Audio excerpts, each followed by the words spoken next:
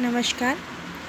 जैसा कि मैंने पहले बताया था कि अपकिरण की माप की बिंदु विधि जो होती है वो है लॉरेंज वक्र, और क्योंकि इसका प्रतिपादन जो है डॉक्टर मैक्स ओ लॉरेंज ने किया था, इसलिए उनके नाम से इसे लॉरेंज वक्र कहा जाता है। जब उन्होंने ये वक्र बनाया तो वास्तव में वो धन और आय के वितरण की माप को देखना चाहते थे, उसमें अपकिरण देखना चाहते थे, उसके लिए उन्होंने प्रयोग किया था। और वर्तमान में लाभ, मजदूरी, बिक्री, खरीदी आदि के लिए विचरण की माप को जानने के लिए लॉरेंज वक्र का प्रयोग किया जाता है। तो आइए हम देखते हैं कि ये वक्र कैसे बनाया जाता है। एक बात ध्यान रखना ज़रूरी है कि यहाँ अपकिरण की कोई भी संख्यात्मक माप संभव नहीं होती, केवल रेखा चित्र के माध्यम से अपकिरण की माप को ज्ञात किया जाता है। तो एक उदाहरण हम लेते हैं कि मान लीजिए दो क्षेत्र हैं ए और बी। इस क्षेत्र में कंपनी के लाभ के प्रतिशत को दिखाना है कि वास्तव में औसत से वो कितनी दूरी पे हैं। तो देखिए, ये प्रश्न है, लाभ दिया है, क्षेत्र ए है और क्षेत्र बी है। दोनों क्षेत्र की कंपनियों की संख्या है ये, और ये लाभ दिया है। तो हम इस प्रश्न को कैसे हल करेंगे, आइए देखते हैं। ये हमने कॉलम बना लिया। सबसे पहले आप 3 कॉलम बनाइए, लाभ का, उसके 3 खंड, क्षेत्र का, क्षेत्र ए और क्षेत्र जो है वो बी है। यहाँ देखिए, पहले हम लाभ लेंगे, फिर उसका संचयी लाभ लेंगे, फिर उसका प्रतिशत निकालेंगे। तो ये कैसे निकालते हैं आइए आपको बताती हूँ मैं। यहाँ पे प्रश्न में दिया है लाभ, तो हम इसका जैसे संचयी आवृत्ति निकालते हैं वैसे ही हम क्या करेंगे, इसको जोड़ के इसका संचयी लाभ ज्ञात करेंगे। तो जैसे ये 6 है तो 6 और 25 को जोड़ लेंगे तो कितना होगा, 31। 31 और 60 को, 91 और 48 को, फिर इतना आएगा 175 और 105 को, तो इतना आएगा 280 और 150 को, तो इतना आएगा 430 और 170। ऐसा जोड़ते जोड़ते अंत में संख्या क्या प्राप्त हुई है, 1000। अब ये संचयी लाभ का प्रतिशत कैसे निकालते हैं, तो हम देखेंगे यहाँ रफ कार्य करेंगे कि पहला जो लाभ है, संचयी लाभ है, वो कितना है, 6 है। और टोटल जब संचय करके लाभ हम ज्ञात करते हैं तो उसका संचय आखिरी में आता है 1000। तो हम क्या करेंगे, जब भी ऐसा कोई अंत में जितना संचय प्राप्त होता है उससे उसका प्रतिशत निकाल लेते हैं। मैंने टोटल 1000 संचयी लाभ है, तो इसमें 6 कितने प्रतिशत है, तो 6/1000 गुणित 100, तो ये आ जाएगा 0.6। तो यहाँ आ गया 0.6। ऐसे ही हम 31 का निकाल लेंगे कि 31 का 1000 में कितना प्रतिशत है, तो ये आ जाएगा 3.1। ऐसे करते हुए सभी का संचयी प्रतिशत जो है वो ज्ञात कर लेंगे। अब यहाँ पे ये जो है संचयी लाभ का प्रतिशत, इसको 6 से गुणा करेंगे तो ये हो जाएगा 0.6। अब दूसरा वाला देखते हैं कि कंपनी क्षेत्र को कैसे ज्ञात। तो कंपनियों की संख्या हमको प्रश्न में दी गई है, इसका भी संचय ज्ञात करेंगे। संचयी कंपनियों की संख्या, तो 6 और 11 हो गया 17, 17 और 13 जो है वो 30, 30 और 14 44, 44 और 15 59, 59 और 17 76, 76 और 10 86, 86 और 14 100। तो यहाँ संचय कंपनियों की संचयी संख्या कितनी हुई, 100। तो हम क्या करेंगे, प्रतिशत निकालेंगे, संचयी कंपनियों की संख्या का प्रतिशत, ये है संख्या। तो यहाँ हम करेंगे 6/100 गुणित 100, तो कितना आ जाएगा, 600 क्यों लिया हमने, क्योंकि संचयी संख्या कितनी है, 100 है। ऐसे ही 17 का निकालेंगे तो 17/100 गुणित 100 बराबर कितना हो जाएगा, 17 ही होगा। तो लगभग सबका, क्योंकि 100 में है तो प्रतिशत भी उतना ही आएगा जितना कि संचय में आया है। दूसरी कंपनी के क्षेत्र का हम निकालेंगे कि उस क्षेत्र में कंपनियों की संख्या का प्रतिशत क्या है। तो पहले संचय करेंगे तो पहले 2 का 2 रहेगा, 2 और 38 40, 40 52 जो है वो 92, फिर 28, ऐसा करके सबको हम क्या करते जाते हैं, जोड़ते जाते हैं। तो इसका संचय कितना प्राप्त हुआ, 200 का। तो हम क्या करेंगे, इसका प्रतिशत निकालेंगे, 2/200 गुणित 100 तो कितना आया, 1 आया। इसी प्रकार 40 का निकाला, 200 में इसका प्रतिशत कितना हो रहा है, 20, तो 20 आया। ऐसा करते हुए संचयी कंपनियों का प्रतिशत जो है वो ज्ञात कर लेंगे। तो ये एक हमारा टेबल तैयार हो गया है। अब इसको हमको रेखा चित्र में बदलना है, तो उसी को लॉरेंज वक्र कहते हैं। तो हम देखेंगे कि ये कैसे ज्ञात किया जाता है। तो यहाँ आप चार्ट को पहले सामने रखिए और ये मैंने इसका लॉरेंज वक्र जो है वो ज्ञात किया है। यहाँ पे जो है इसके माध्यम से हम वक्र ज्ञात करेंगे।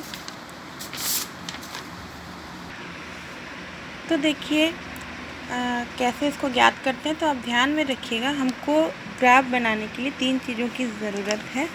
एक संचयी लाभ प्रतिशत, एक है संचयी कंपनियों की संख्या का प्रतिशत, और ये है संचयी कंपनियों की संख्या। तो यहाँ हम देखते हैं कि कंपनियों की संख्या का प्रतिशत माने 6% कंपनी है। तो यहाँ सबसे पहले हम एक डायग्राम बनाते हैं, और ये जो एक्स अक्ष कहा जाता है इसको, ये है एक्स अक्ष, ये है, और ये है वाई अक्ष। एक्स अक्ष जो शुरू होता है वो 100 से लेके 0 तक। तो देखिए 10-10 का डिफरेंस रहेगा। आप स्केल से बराबर इसको खींच के बना सकते हैं। 100, 90, 80, 70 से लेके पूरा 0 तक, और वाई अक्ष 0 से शुरू होके 100 तक रहेगा। तो ये बराबर दूरी पे आप इसको ज्ञात कर लेंगे। और एक हम रेखा खींचेंगे 100 से 0 को मिलाते हुए। ये समान वितरण की रेखा है, माने ये औसत को बताता है। ये है समान वितरण की रेखा। नीचे हमने लिखा कंपनियों की संख्या का प्रतिशत, और यहाँ पे लिखा लाभ का प्रतिशत, ए क्षेत्र में और बी क्षेत्र में। तो हम इसको कैसे ज्ञात करते हैं, देख लीजिए। यहाँ सबसे पहले हम देखेंगे कि कंपनी ए की संख्या का प्रतिशत कितना है, 6। तो यहाँ पे हम यहाँ देखिए डॉट लगाएंगे। ग्रीन वाला ए क्षेत्र है, ये हो जाएगा 6। उसके बाद कितना है, अच्छा 6 कंपनियों को 6% कंपनियों की जो संख्या है उनका लाभ का प्रतिशत कितना है, 0.6। तो यहाँ से हम देखेंगे कि ये तो एकदम माइनर आ रहा है, 0 के लगभग बराबर है, इसलिए ये यहाँ पे है। दूसरा वाला कंपनियों की संख्या जो है वो है 17, और इसका लाभ प्रतिशत है 3.1। तो देखिए 20 से थोड़ा सा कम और 0 से थोड़ा सा ऊपर हम डॉट लगाएंगे। तीसरा वाला जो है वो है 30 है, तो मैंने यहाँ ग्रीन डॉट 30 पे लगाया है, और इसका लाभ प्रतिशत है 9.1, मतलब 10 से थोड़ा कम। चौथा वाला जो है वो है, देख लीजिए यहाँ पे 44, और इसका लाभ प्रतिशत है 17.5। तो हम कहाँ चिन्ह लगाएंगे, 40 से थोड़ा बाद में 44, और इसका लाभ प्रतिशत कितना था, 17.5। तो ये ग्रीन चिन्ह है ए क्षेत्र का, ये देखिए थोड़ा सा नीचे मैंने लगाया है। ये ऐसा करते हुए, और हम देखते हैं 59 है ए क्षेत्र में, और लाभ प्रतिशत है 28। तो 59 मतलब यहाँ 60 से कम और 30 से थोड़ा सा कम। फिर है 76, तो ये देखिए 76, और इसका लाभ प्रतिशत है 43। तो हमने 40 से थोड़ा ऊपर लिया है। फिर है 86, तो ये 86 यहाँ ग्रीन डॉट है, और यहाँ हम देखते हैं संचयी लाभ प्रतिशत 60 है। उसके बाद तो 100 है, तो 100 का लाभ प्रतिशत 100। ऐसा करते हुए ग्रीन डॉट को मिला दिया, तो ए क्षेत्र का विवरण तैयार हो गया। इसी प्रकार बी क्षेत्र का हम बनाते हैं। देखिए बी क्षेत्र में लाभ कंपनियों का प्रतिशत है 1, 20, 46, ये देख लीजिए, और लाभ प्रतिशत सेम रहेगा। ये जो लाभ प्रतिशत है वो सेम है। तो एक जो है यहाँ से शुरू किया मैंने, ये 1 हुआ, इसका लाभ प्रतिशत 6 है तो ये डॉट रेड वाला यहीं पे रह जाएगा। उसके बाद इसका कंपनियों का प्रतिशत 20 है, देखिए दूसरा रेड डॉट 20 में है और इसका लाभ प्रतिशत 3 इसलिए थोड़ा ऊपर हमने ये लगाया है। उसके बाद देखिए 46 है कंपनियों की संख्या का प्रतिशत, यहाँ पे देखिए ये 46 है तो लाभ प्रतिशत कितना है 9.1। तो हमने यहाँ पे क्या किया, ये 46 और इसका लाभ प्रतिशत है 9.1। फिर है कंपनियों की संख्या का प्रतिशत 60 और लाभ प्रतिशत है 17.5, तो यहाँ डॉट लगाया, ये इससे थोड़ा सा कम। उसी प्रकार नेक्स्ट है 79, तो 79 जो है इसका लाभ प्रतिशत है 28, तो कहाँ लगाया 30 से थोड़ा कम। फिर है 92, 92 यहाँ पे है, 92 कंपनियों की बी कंपनी के क्षेत्र की कंपनी का प्रतिशत, तो 92 का लाभ है 43, तो ये देखिए 40 से थोड़ा ऊपर। उसके बाद है 89, 89 थोड़ा सा यहाँ पे हम देखते हैं कम हो जाता है, तो ये यहाँ आ जाएगा दूसरा वाला, ये देखिए ये डॉट है।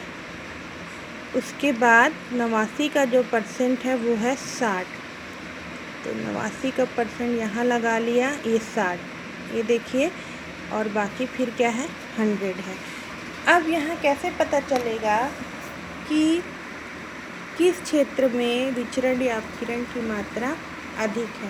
तो सिंपल सी बात है कि समान वितरण की रेखा से जिस क्षेत्र की रेखा ज़्यादा दूरी पे होगी, तो कौन सी ज़्यादा दूरी पे है, बी, तो हम मानेंगे कि यहाँ विचरण अधिक है, यहाँ विचरण कम है, मतलब ये औसत से कम दूरी पे है और ये ज़्यादा दूरी पे है, और यही इसका तरीका है। इसमें कोई संख्यात्मक प्रस्तुति नहीं होती, केवल डायग्राम देख के हम जान सकते हैं कि वास्तव में अपकिरण ज़्यादा है कि कम है।